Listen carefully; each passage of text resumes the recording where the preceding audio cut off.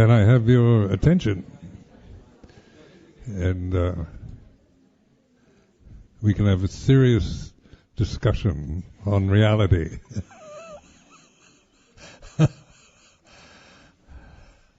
One of the people here were, this is a question a good question, because sometimes when I talk about the way things are, using this term, it can sound like a kind of passive resignation, because we can kind of pass, well, that's the way it is, tough luck, just stiff upper lip and bear with life. It's not, but that's what I would call a kind of passive resignation from despair, or there's a very negative reaction. But what I'm pointing to isn't a negative response, it's just a noting. Like right now, it's the way it is. I'm not saying it's good, bad, right, wrong, pleasant, painful, indifferent, or what. It's like this.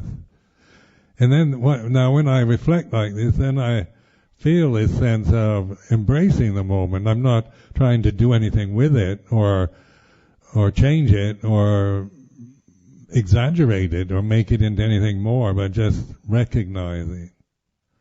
And then I kind of tune into the stillness, what I call sound of silence, in the stillness of the present, beyond the noise, beyond the sounds of the world. There's this stillness,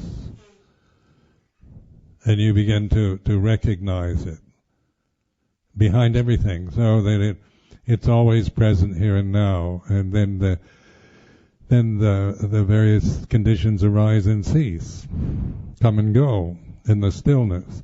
And then through training and developing, then you're learning to trust and abide in the stillness, rather than just be caught up in the endless stimulation of the changing conditions. And I noticed, like living a monastic life where you spend a lot of time alone, and I talk about the first year when I was a samanera in Nong Khai in Thailand, and spending a year alone by myself in a little kuti, it was just having nothing to do. Just try to contemplate having nothing to do, nobody to talk to, nowhere to go. I only had this little book, Word of the Buddha, could read it in half an hour, and me. And then somebody would deliver a tiffin carrier, these layered carriers with food in once a day. And the mind goes absolutely crazy. At first you think, oh, this is wonderful, peace at last. But after a couple of days of that, you're conditioned to always be trying to fill up something, find something to do, anything. And so then that's why I say peace is boring. People, say, we want peace, pace. But when there is peace, it's very boring. Where war is exciting. Sex is exciting. Violence is exciting. Sports are exciting.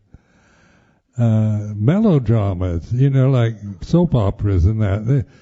They just had about peaceful, happily married couple living happily ever after.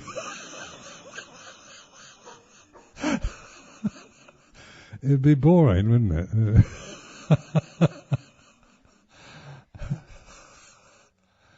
it?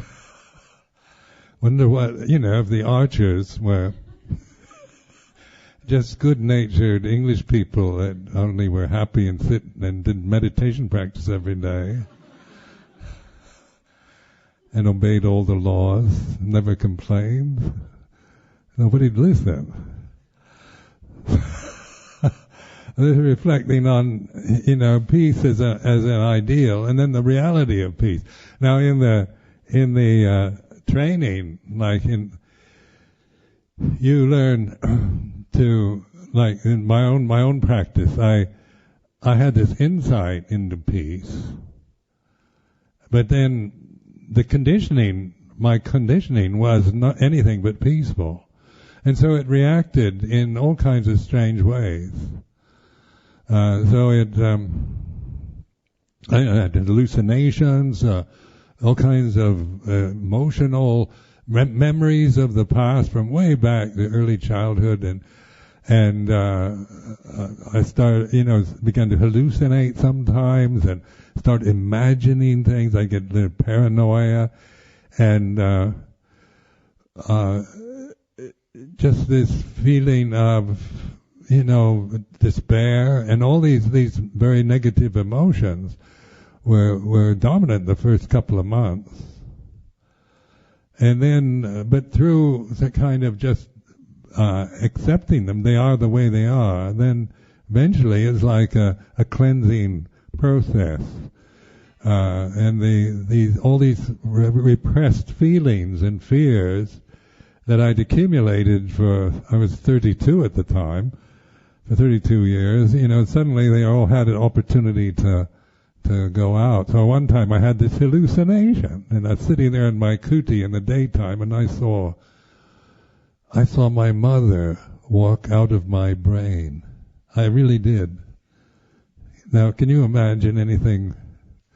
My mother walking out of here, and my sister, and everybody seemed to be walking out of my head, and I could see it, and then of course this was hallucination, visual, and then I thought, this is madness.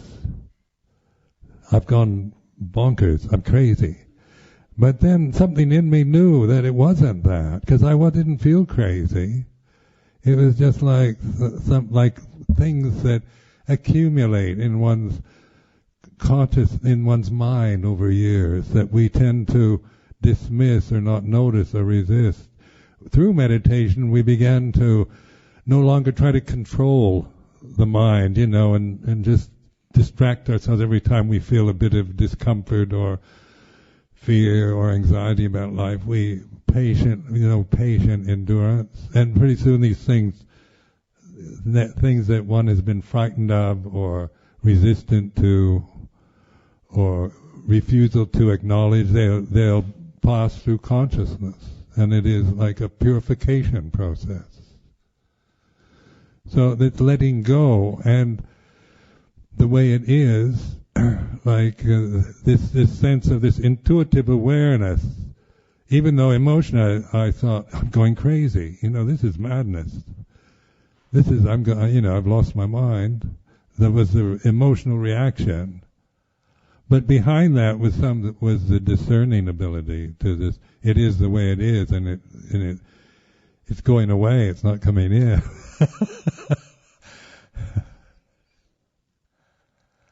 So the way it is, it's not just and like in monastic life, here it's being a monk or a nun is the way it is. It's not a kind of resignation, but that's not helpful to just resign yourself to conventions and traditions in a passive way out of just feeling intimidated or pressured into doing it. But what it's for is to observe the emotional reactions we have to limitation or conditions that we're experiencing, changes that are happening in the present are like this, the way it is. Then it will bring up our own sense of wanting it to be otherwise, or doubting, despair that arise when things change the way that we may not like or want them to. But that's part of the learning process. The conditions change with having to be with the unloved or having to separate from the loved is suffering. Appayehi tukopaye vipayoko tuko Yampi jang nalapati dampi tukang. We chant that every day. Having to be with the unloved is dukkha. Having to be separated from the loved is dukkha. Not getting what you want is dukkha, is suffering. And so then on an intellectual level, it can sound like just pessimism. It's all suffering. It's just all life sucks and you're all going to die anyway. But it's a kind of passive. It's not embracing life. It's merely kind of giving up to it. And letting go is not just kind of giving up because there's nothing you can do as an act of just resignation, but it's a kind of embracing life, like you're really willing to really feel this the way it is, in whatever way you're feeling it is like this. And so it's like a rising up. Something in me rises up, when I reflect in this way. Or if I get into my passive mode, oh God, there's weight and problems all the time. The world's nothing but suffering. It's the way it is. It's life. And that does not, I'm not rising up. I'm merely kind of resigning myself or excusing life. So also I found out, like this emphasis on dukkha is that the Buddha made as the first noble truth of suffering. When you really contemplate this realm, it is a suffering realm. Because it's just, and it's not it shouldn't be any other way. It's just the way it is. We're all born and we're all going to die. We all know that.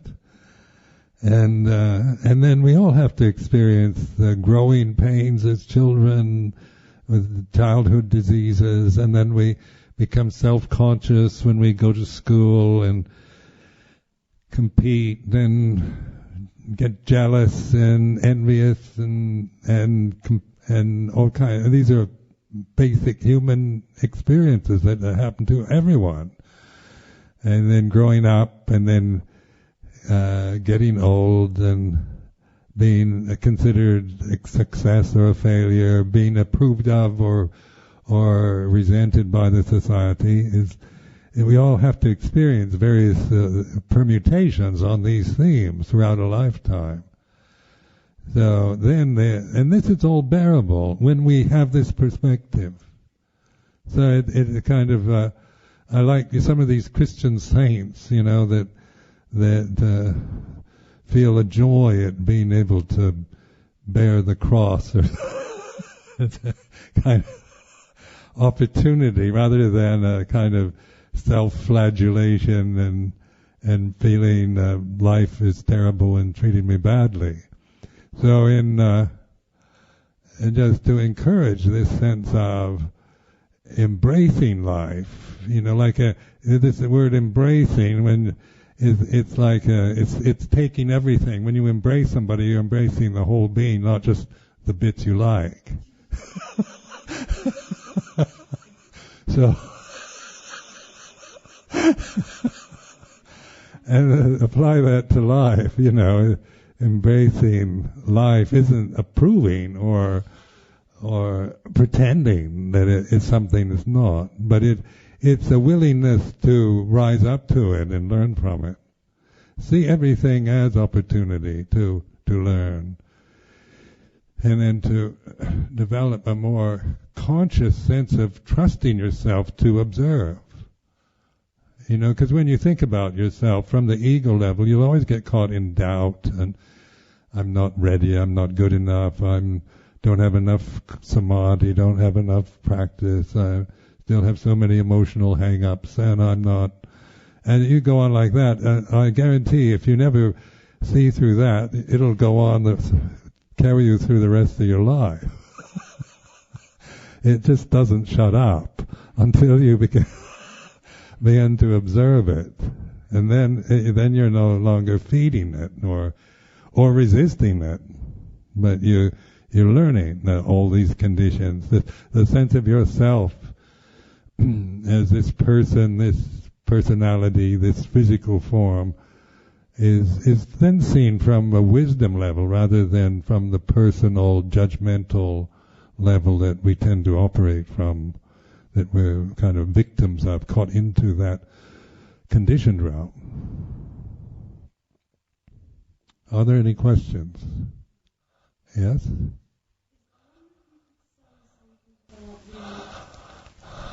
About pain and suffering, and saying that free from pain and suffering, and yet actually if you embrace and accept what is, I feel that there's a semantic thing for me, because I feel even if one stays with what is, and rather than taking it personally and add to it, why is this happening to me, why am I going through this, to see my whole family killed in a tsunami, the mind being anguish, the pain in the body is what it is.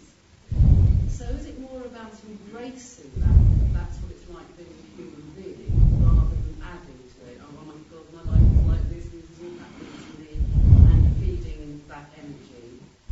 Because for me, the embracing and the acceptance of being what is, I find it difficult to think that one can be actually free from pain and suffering, because that's part of the human condition. So is it more about the relationship one has with the pain and suffering, rather than to know it is as it is, this is how much it hurts, or hurts from this form of memory because of illness or an accident, or seeing one's family killed, that is a natural human response, and I can't see how one can be free from pain and suffering, because it's part of human condition. So there's this more semantic thing about not feeding it with, taking it so personally, and feeding it with energy, and feeling, oh, it's only me that's going through this, but this is what it's like to be a human being.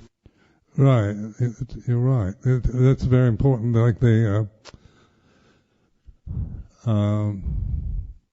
the difference, like that's why I go through this realm. This sense realm is like this, so it's a sense realm, and sensitivity means pleasure and pain, through everything, through the body, through the mind, through the senses, and that's just natural phenomena.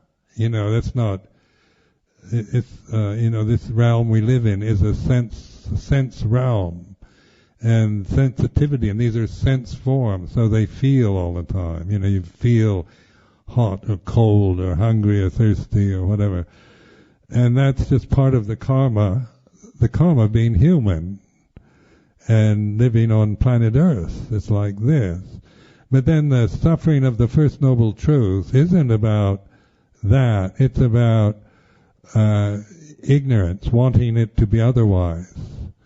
And taking suffering or pain or stress or unhappiness, whatever degree you might be experiencing it, to use it as to see, it's this sense of it's happening to me. Why should it happen to me? Like, that's the suffering we create, the suffering that we put onto life. And the other is just part of the karma of being human individual in this realm, and that we can bear. And even like loss of loved ones, like losing your family or something in some disaster, or just your old mother at 99 dying, is you still feel grief. No matter how mindful you are, but you're not making a problem about it. You're not creating it into more than what it is. But when someone you love dies, it's like this. And so you're aware, you're embracing the feeling, and you're not, rather than just trying to suppress it or deny it or get involved endlessly in your not wanting it, or why does this have to happen to me kind of reactions. And it's like physical pain. I've had this past week, I had surgery on my back, and so I had this big cyst that was, all through my trip through North America, I had to deal with this. It kept getting bigger and bigger, and it wasn't painful really, unless you kind of suddenly lean too hard back on a hard chair. And then I had it cut open and sutured, and it's not been painful, but the past few days it's been very itchy. And itchy is a sensation that's also a good sensation because it's a healing sign, But also seeing one's reaction to that sensation. And I can't blame the sensation on anybody, or it's just the way it is.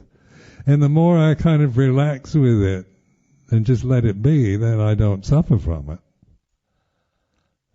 But my reaction to itching usually is to scratch it, you see, so I try to get rid of it as quick. But sometimes you can use these, and this isn't a very, nothing great, no great traumatic experience, but it's one of the irritations of life, isn't it? Itching and things. Or like in this weather, you get flies come into my kuti, and then I'm busy doing something, and then they keep flying around my head, and I feel this irritation, wanting to get rid of them. Are you aware of that? That's suffering. The actual reality of what's happening is bearable, But the what I add to it is I don't want those flies in my kuti. I want to get rid of them. And so you begin to discern the difference between wanting and not wanting something and the way it is.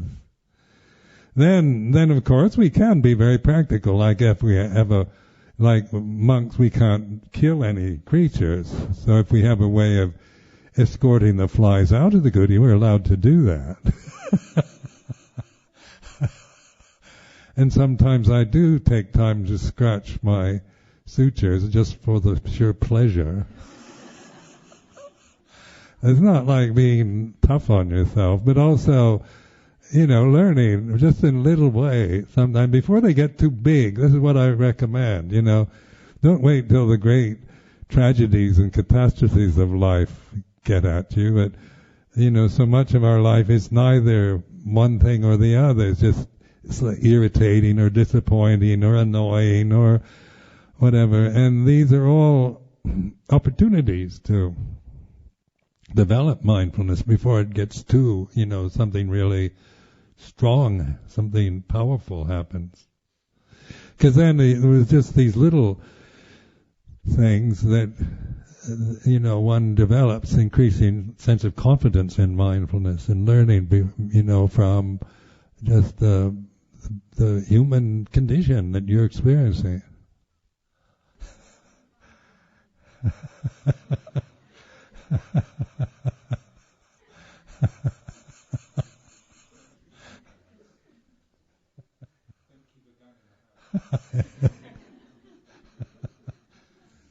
Oh, I never thought of that. I have to get rid of my gun, man.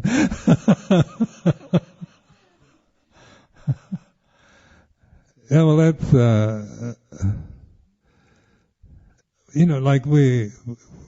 this is where we begin to have more confidence in being aware when we find ourselves getting wound up by something or caught into a reaction.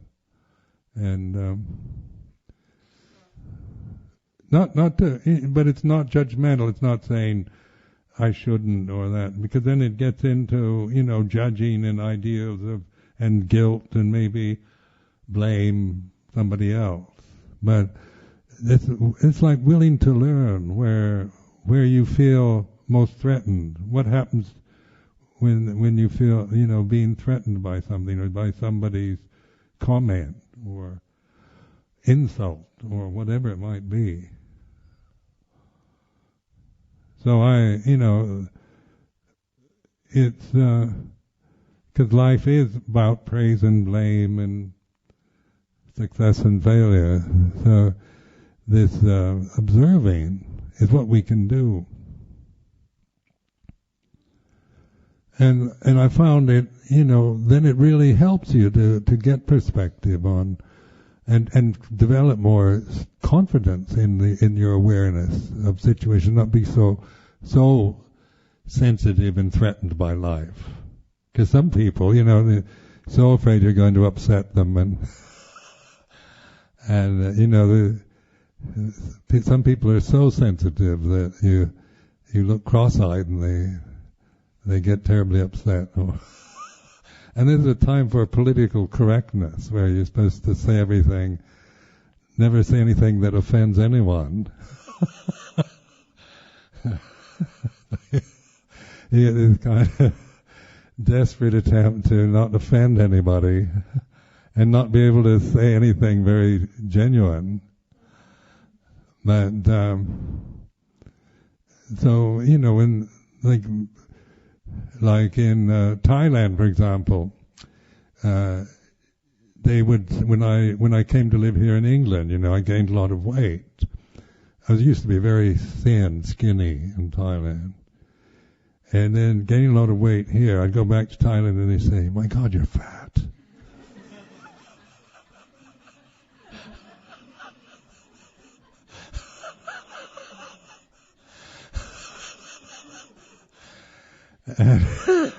And to them, that was didn't mean anything. There wasn't an insult. Just commenting on the realities of it. Just stating a fact. But emotionally, I felt very upset by that. I didn't want people to at least say that. Don't mention it.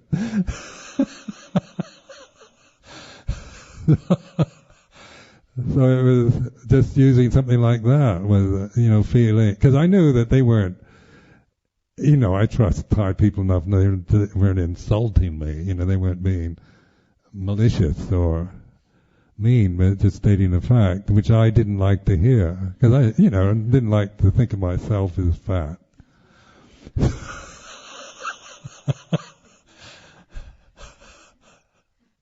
Well, it's like the teachings, like in the suttas, especially is what I've used in the Tripitaka. Their teachings always I've found very skillful to use for reflect, because they give you clear kind of guidance on what to do and how to do it, and ways of looking at something.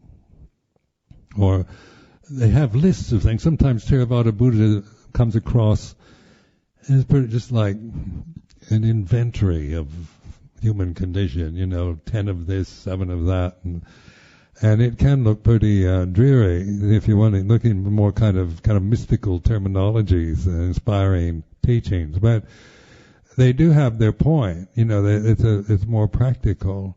And I found, just these basic teachings, 4 Noble Truths, 4 Foundations of Mindfulness, Dependent Origination. These are kind of the essential teachings that you find in the scriptures. Is what I've used for observing. Check them out, just applying it so that I see it in myself rather than just theorize about it from a commentary or a book. And the thing, like in the first sermon of the Buddha, the Dhammacakkappavattana Sutta, it's arranged, like when the Buddha gave his first sermon, he gives it in this reflective style. So the first, there's 3 aspects to each noble truth. So first Noble Truth, there's three aspects to the second, 3 to the third, 3 to the fourth. So there's 12 insights. And then these aspects, they're called aspects, is a paradigm for reflective awareness. So there's a statement, there is suffering, suffering should be understood, suffering has been understood. So it's a way of looking, like we can all say life is suffering, just as we all agree that life is suffering. And that, but we haven't really understood it. We just agree that life is suffering.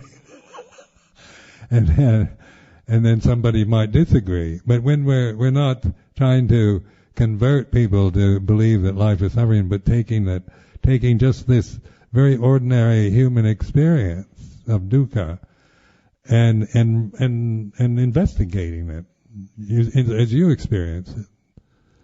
The suffering you feel in the present, and by changing your direction from trying to get rid of it or react to or blame it on somebody, you actually understanding it, and then you have the insight, it has been understood. I see it now, this first truth. And then all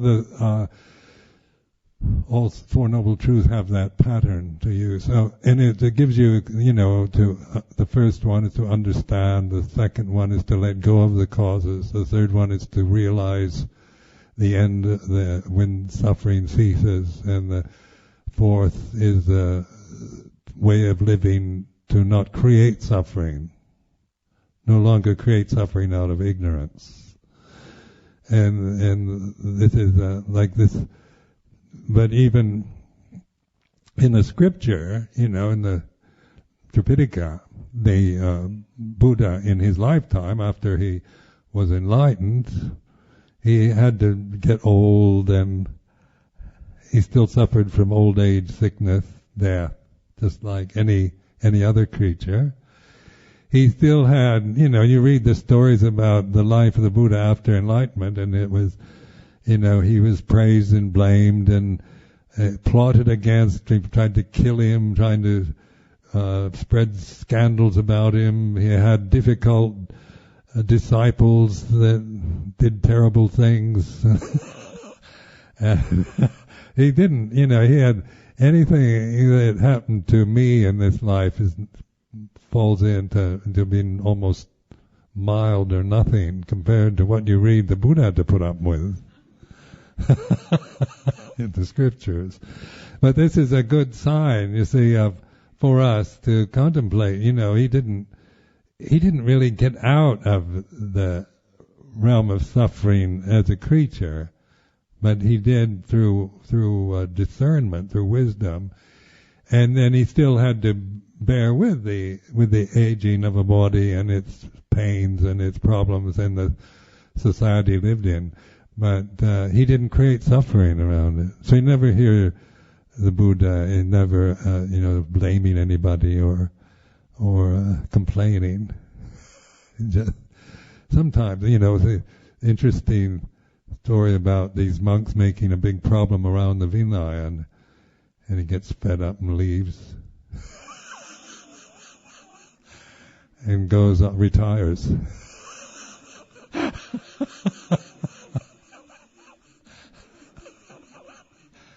I'm not claiming to be a Buddha, though. Yeah?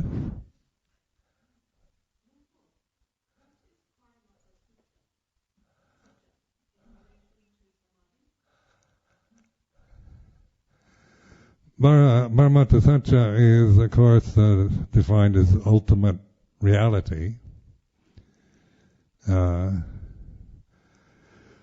Ultimate truth, and then so this is where, like, mindfulness is the gate to that. It's through mindfulness that we actually recognize ultimate reality, and then it's recognized, and then the samadhi that comes from that recognition or the concentration is a balanced kind of.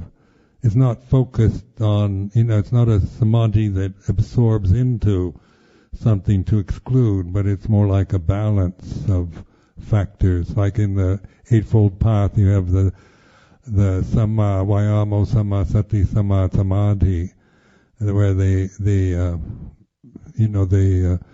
energetic concentration, mindfulness is balanced, it's complete, it's stable rather than dependent on conditions to support it.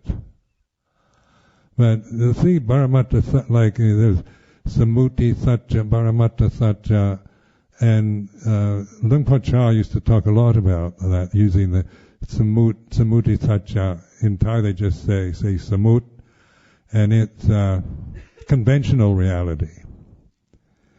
So this is, we have to live in the world of conventional reality, with his physical body is a convention, and the society we live in is based on conventions, agreements, moral agreements, legal systems, cultural conditions and ideas that come out of culture and religion.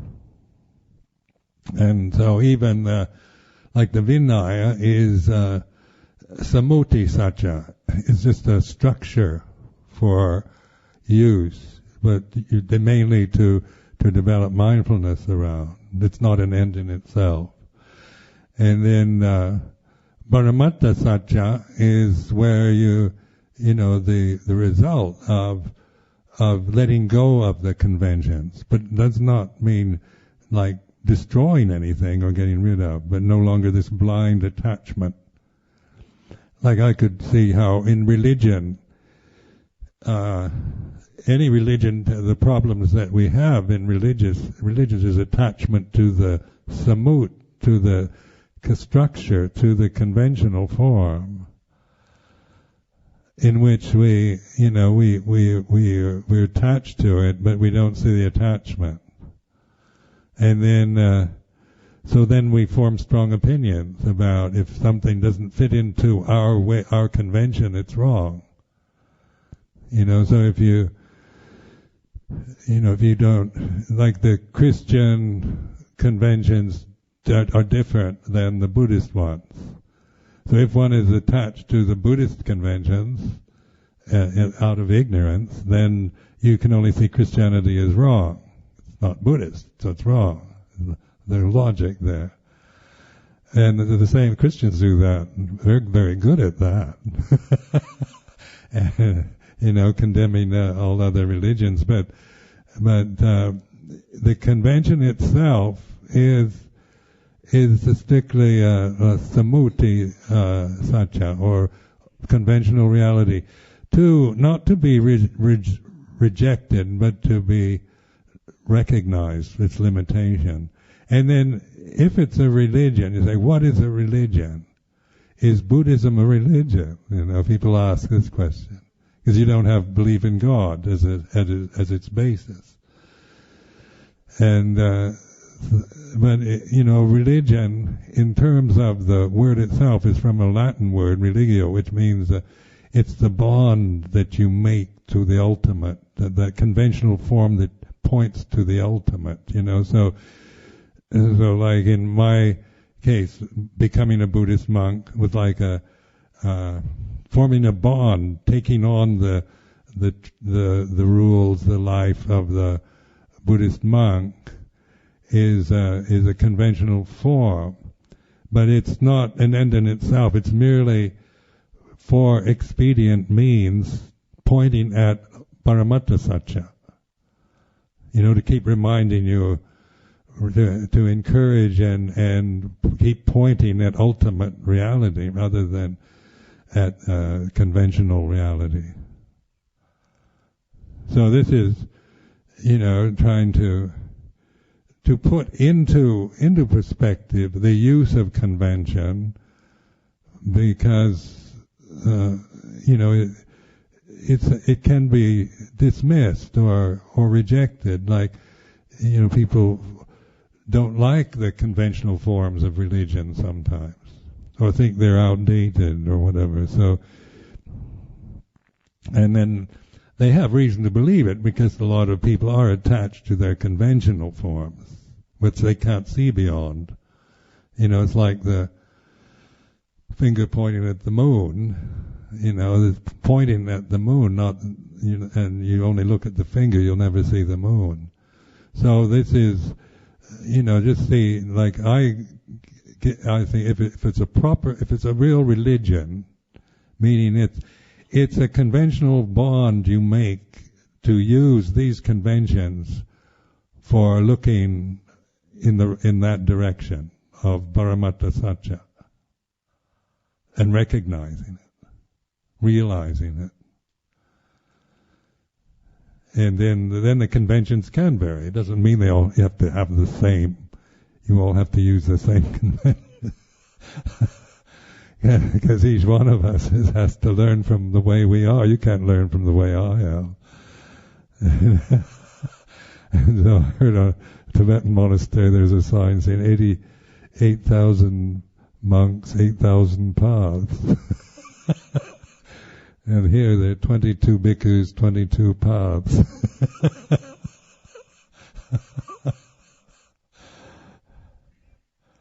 Each one of us has to learn from our own, the way what one is. But we all agree, and we've all using this convention. So we support each other through the convention, and then so we're not, what that does is bond us as a sangha. So we're not just my opinion, your opinion, what I think, what you think. It's we kind of surrender using this convention, and then in a practical way, it's based on morality and good manners and good qualities. So then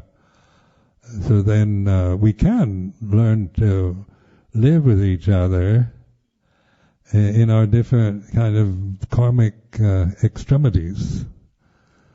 So otherwise we couldn't live. I don't think 22 men could live together for very long if we didn't agree to this one convention. Yes?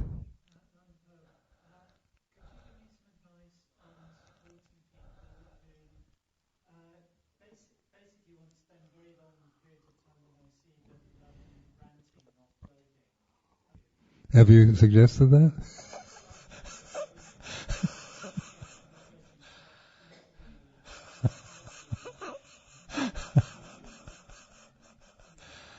Do you have any wounds to show us?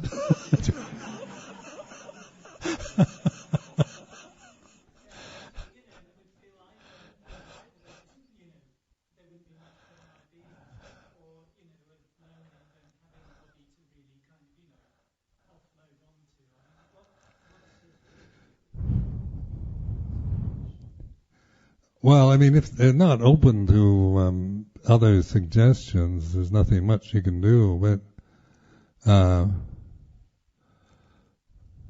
it's because this is a problem we all have. Of we get upset at the workplace and bring it home and rant. I mean, and so this is where mindfulness helps to begin to, as we, like meditation, helps us to stop, just because it becomes habitual, we can't stop it really. We get so addicted to the pattern we've developed that mindfulness meditation helps us to stop the momentum of these habits. And, like, talking about pushing buttons and things like this, looking at just encouraging people to just stop for a moment, and listen to themselves. Listen. I found in my own experience when I get into this kind of internal ranting, I stop and listen to it. And just just begin to let it just rant inside me, rather than subjecting somebody else to it. And that way I began to get a perspective on it, rather than just using it. Because I found just like this confrontational style where whatever you think you say, and you just let all your emotions out on whoever's around, makes life incredibly painful for anyone around you. And it's not very nice to live with somebody who's carrying all this anger and dumping it out on you, even though it's not directed at you. It becomes habitual. So it's where, many of us have, one reason for practicing meditation was to get outside this habit rather than just, because even like cathartic telling off, or saying what you think, it's still you're making a karmic connection to it all the time. Might make you feel better for a while, kind of get it out of your system, but you haven't really resolved the problem.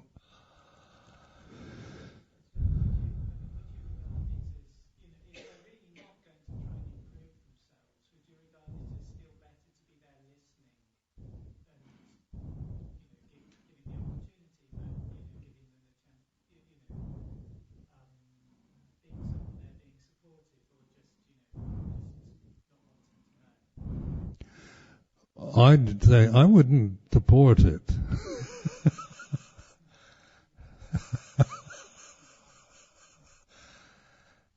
I've tried doing that with people.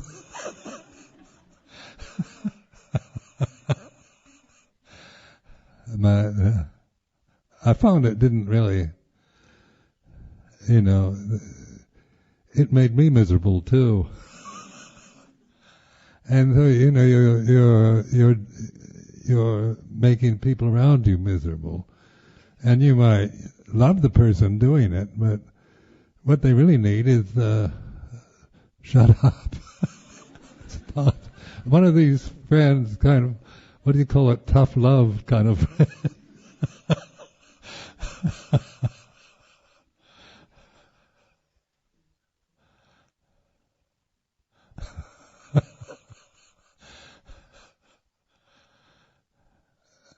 Yeah, it's a good question. But also, it's not just one way or the other. Sometimes people need to express anger and somebody to listen to it. But, so that can be, like cathartic methods can be beneficial in the beginning, but when they become habitual, that's where it goes, it becomes a habit again. And one interesting experience years ago, this was many, many years ago in Switzerland. I used to give a retreat, before we had a vihara in Switzerland, I used to give a retreat there in Bern, and there was a woman there that was kind of middle-aged nurse. She'd go on my retreats, and she was, a really nice person, someone that had always seemed to be very positive about life, and I quite enjoyed talking to her. But anyway, after I didn't see her for a year, and the next retreat I gave in Switzerland, she told me that she felt that she was repressing anger. Somebody told her that she was repressing her anger.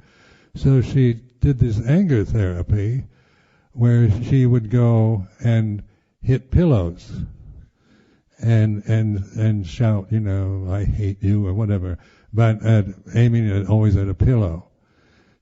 And so then I asked her how did that affect her meditation, and she said, whenever I see a pillow, I want to hit it.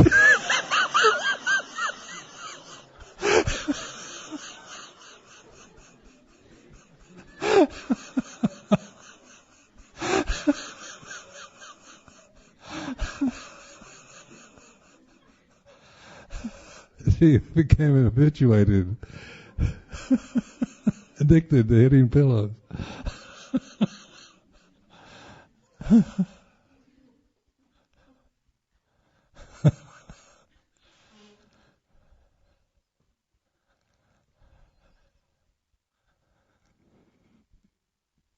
So next week I'm giving a retreat in Ireland and invite the Venerable Ajahn Amro to give a talk next Sunday. I'll end here.